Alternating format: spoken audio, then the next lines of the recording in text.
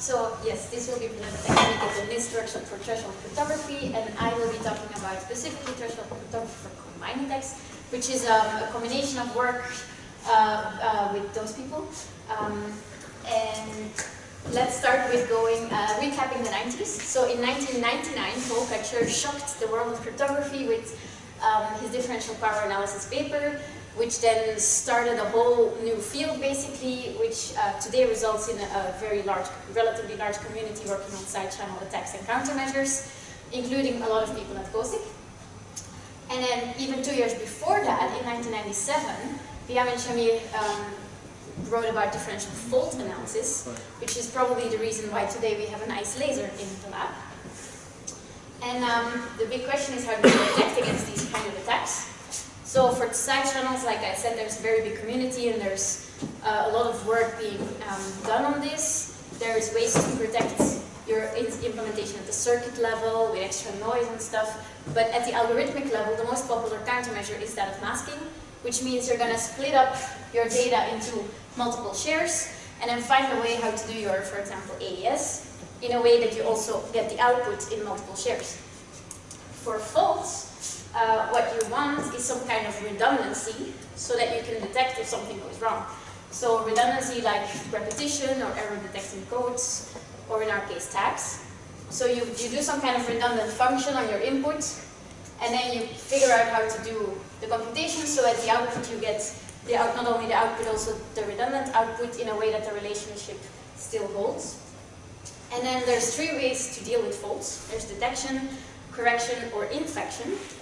Detection means that you check and stop if something happens. Correction means you just try to correct the faults as they go. And then infection means that if something happens, you want your output to be garbage, unusable by the attacker. Now, we also have the threat of combined attacks, which isn't just an attacker that can do both attacks separately, but an attacker that is going to combine his ability to probe and fault to do something a lot more dangerous. So now we want to protect against those kind of attacks, and we're going to do that by combining the both things you saw on the previous slide. So we're going to have both this redundant function, and we're going to split everything into multiple shares. And then the big question is, how do we fill in this block so that at the output we get a shared form of your output and of the tags? Let's assume we use Boolean sharing, then linear operations are easy, and the big question is only how do we do nonlinear operations, like a multiplication. So to solve that question, let's look at the field of MPC in relation with embedded systems. So it's quite well known that masking has a very close relationship with passive MPC protocols. So masking can be seen as like the embedded systems version of Shamir's sequence sharing. And if we look at MPC today, we see that most of the work is being done on active MPC protocols, which means that multiple parties compute a function, and one or some of them are actively deviating from the protocol. So then we can see 2 different ways to arrive at what we're looking for. So on the one hand, we could do like what was earlier done from Shamir's sequence sharing to get to masking. We could take an actively secure MPC protocol and translate it to the embedded systems context to end up with something that protects against combined attacks. Or the alternative route is we take a masking scheme, and just like MPC people added fault protection sort of to their protocols, we can add fault protection to our masking schemes. And today I'm going to talk about 2 proposals that explore these 2 different routes. So Kappa is a scheme based on an active MPC protocol called Speeds. And it was already presented this summer at Crypto. And then the other proposal is called M&M, which will be presented this year at Chess, and which is the other thing, it's an extension of masking schemes like threshold implementations. So what they both have in common is that they, as the redundancy, they use information theoretic MAC tags, which means that we have a MAC key, alpha, in some field, which is secret. And then for every data piece X in the field, we're going to attach a tag, which is computed just by multiplying X with alpha. Okay, Okay, and then since alpha is secret, then the probability that your tag is correctly is just like 2 to the minus k m. M disappeared on the slide, but if you have m Mackey's alpha, then you have m tags, and then you get this probability that a wrong tag is not detected. So let's start with Kappa. We start in the world of MPC. So what's our adversary model? We have multiple parties computing something together, and all but one can be malicious. So, and malicious in the sense that not only are they listening, but actively deviating from the protocol. So here are some properties from MPC. As far as I understand it, they try very hard to reduce communication because communication is very expensive between different computers. In comparison, memory is relatively cheap. Then the adversaries are part of the parties. So this is in contrast with like side channels where the adversary is like outside of the chip looking down. But in MPC, the adversary is kind of inside. And then finally, in MPC, you sometimes have like a broadcasting where a party sends something to all other parties. And then you have the danger of a rushing adversary, which is the guy that's going to wait to see what he gets. And then he's going to quickly send his answer based on what he received. So we're going to translate this to the embedded systems context. And that's how we defined the tile, probe, and fault model, which is very much based on MPC in the sense that we're going to put all the parties and place them on one chip by just dividing the chip into certain areas, which we call tiles.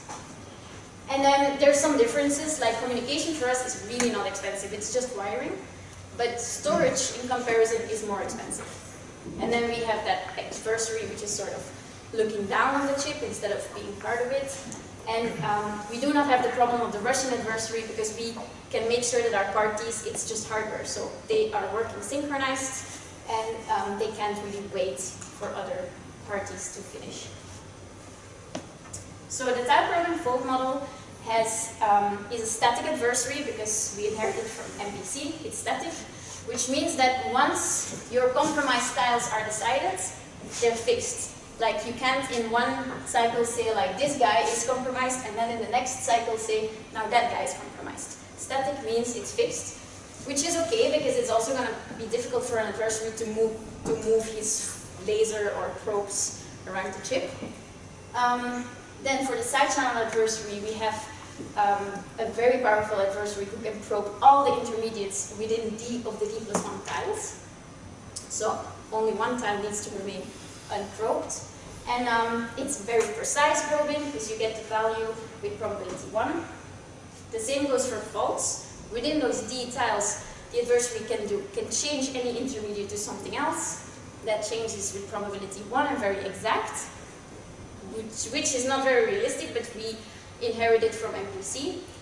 We then added also another kind of fault, which is a random fault, which is more realistic, which we allow in all the tiles and not just D of the D+1.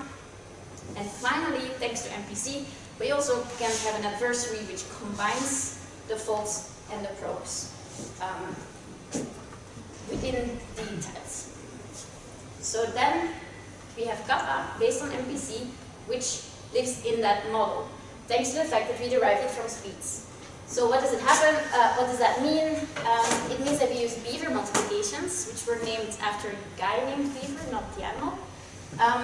So what is, you have an x and a y in shared form and their tags, and you want to compute their multiplication and the tag of the multiplication. The beaver multiplication assumes that you already have some auxiliary data, A, B, and C, so that C is the multiplication of A and B. So we need a pre-processing stage to prepare this data. Let's assume for now that we have it, and look at one tile. So that tile has one share of everything, so one share of x, of y, of the ABC thing, and of the Mackey alpha. The first step in the multiplication is the blinding step. So we're going to compute an epsilon that is x blinded with A in share per share, and also the tags, as you can see.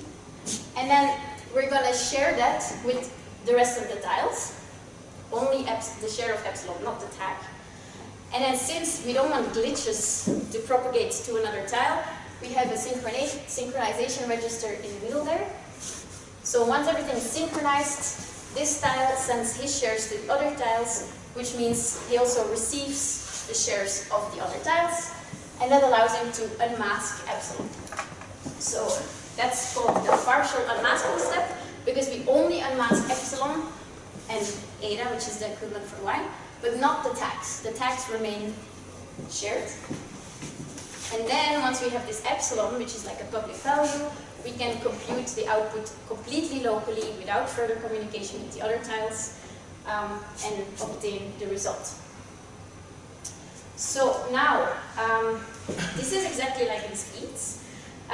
Then the question is, how do we detect faults? That's what we do different from in SPDZ or speeds. In MPC, they're going to store a bunch of things and then do the check at the end because they don't want to communicate too much. But we can just do the check immediately. So you see where we have the Mackie alpha share, we have the share of the tag of epsilon, and we have epsilon. So how are we going to check for a fault? We're going to compute a difference, which is epsilon multiplied with the alpha share, and then plus the tag share. We're going to do exactly the same sharing and receiving as we did before, so that we can unshare that difference. So the unshared difference is epsilon times alpha, which is what the tag of epsilon should be, plus the tag of epsilon, what it actually is. So ideally, if nothing happens, that difference is 0. So if it is, we continue, we're happy. And if it's not, then something should be done to stop the computation. And the assumption is that if one tile is honest, it will detect that something's wrong. Now, that was for the Mac check. Then another difference with SPZ is how we create the beavers. So in MPC, they're going to use fully homomorphic encryption, which we do not want to use. So we're going to do it a different way. And we just take PRNG to generate random A and B. And then we use a masked multiplier to get C, and we use 3 more masked multipliers to get the tags. So it's a very quite expensive computation because of the masked multipliers. And another thing is, the masked multipliers are only passively secure. Maybe you're thinking like, how do you make sure that these beavers are correct? So then we do exactly like in SPDZ. We use the sacrificing procedure from MPC or from speeds to detect bad beavers, which I'm not going to go into now because of time, but MPC people know how it goes. So then, what do we end up with? We end up with a very expensive pre-processing part, as you can see, compared to the actual evaluation. But in total, you need quite a huge chip to implement Kappa. And then if you look at the randomness, things go crazy entirely, because this is not bits but bytes. So the cost of Kappa is very high. What we get in exchange is very high security, because the adversary is extremely powerful, because it's kind of like this internal MPC adversary who can see everything within details and change everything within details. The question is that really realistic for embedded systems? Probably not. So now we're going to take the alternative route and take a masking scheme and add protection against faults.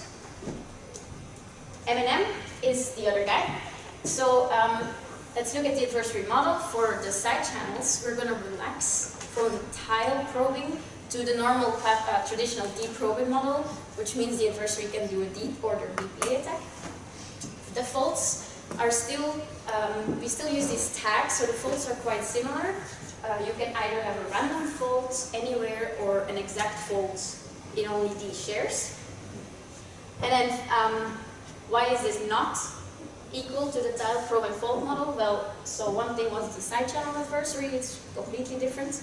But very importantly, there's no combined adversary here. We are combining a masking scheme with MAC tags. We do not have any guarantees on the combined attacks. The question is, how do we do multiplication? Just like with Kappa, there it was beavers. How do we do it now if we're not basing ourselves on MPC? So remember, we started from a masking scheme, so you have your TI, your DOM, your CMS.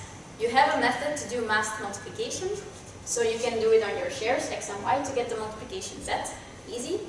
But if you multiply your tags, you don't get a tag for x and y. You get alpha squared times xy. We can solve that by doing an extra multiplication with the inverse of alpha. So we got 3 times the cost of a mass multiplication, and we get tags at the same time. So basically with this and linear operations, you can build any algorithm with masking and mapping. But M&M is a bit nicer than that. You can also do other operations. Suppose you want to do a power map. You want to raise x to an odd power, for example, to the power of 5. Again, your masking is very easy. With your data, you just do it. With your tags, if you do it, you get alpha to the power of 5, x to the power of 5, which you can, again, correct by multiplying with alpha to the minus 4. Why is this so easy? Because it's a characteristic 2 Galois field, so squaring is local. Squaring does not have cross terms. So every odd power is also quite easy to do. AES uses an inversion, which is x to 254. Damn, we can't use it, it's not an odd power. Or can you? If you do an inversion, you get x inverse, and you get alpha inverse x inverse, which you can very nicely correct with alpha squared multiplication. So we can use M&M to get a nice implementation of AES and also any other algorithm. And since there are many different Boolean masking schemes, there are many different ways to do M&M. The question that remains is, how do we check for faults? We have our ciphertext in shared form, and we have the tags of the ciphertext in shared form, but how do we know if something went wrong? The thing is that an error check is a very popular target for combined attacks, any attack, but it is very difficult to implement in a way that is secure against combined attacks. So we don't want to do a traditional error check. Instead, we're going to do effective computation. So we have here alpha multiplied with c, which is what the tag should be. And we have what we outputted as the tag. And we're going to use the difference. We're going to multiply the difference with something random, and we're going to add it to the ciphertext. That way, if nothing went wrong, the output is the ciphertext. And if something went wrong, it should be uniformly random. So the attacker doesn't get any information. The result is that this is a lot cheaper than what we saw before. If you remember, this is like an order 10 smaller than the area numbers for Kappa. Also for randomness, it's still quite big, but at least we can talk about bits and not bytes. And if we look at the overhead factor, which is the increase in size compared to just masking, it's about 2.5, 2.6, which is comparable to previous proposals that had a weaker adversary model, so not bad. So we were able to achieve this by weakening the adversary model compared to Kappa. It is more realistic for the most part, but the sad thing is we don't have this provable security against combined attacks, which we got previously from using MPC. Now, as far as we know, M&M is not vulnerable to any state-of-the-art combined attacks that are out there, but there's also not much out there yet. Finally, a quick overview of the two. So the difference, there's a lot of difference in the deep probing area. So with Kappa, you get this internal guy that sees everything. That also means that with Kappa, you have a certain resilience to coupling. Like all the coupling happening within a tile is included in the model, which is not something that M&M has. But both can withstand glitches. And then for the fault part, they have the same theoretical detection probability, and they have a pretty similar fault model. There's one detail, which is that Kappa has protection against safe errors, which is like when you inject an error and it results in a 0 because of something else. So if the difference that results from your fault depends on other data, then the attacker can see when that data is 0 because the difference disappears or not. M&M does not have that resilience. And then finally, for combined attacks, there's Pakka, which is a combined attack in a paper, which both are safe against, but M&M does not offer the provable security that Kappa has from MPC. So clearly there's still a lot to do in this area. The question is, can we do a cheaper generation of the Beaver triples? So no fully homomorphic encryption, but also not these huge masked multiplications. Can we relax Kappa to a more realistic adversary, but still have the combined attacks? Or can we get provable security against combined attacks in a different way, at a lower cost? And most importantly, we need more state-of-the-art on combined attacks, and including verification tools to check if these implementations are actually working. Thank you. Thank you.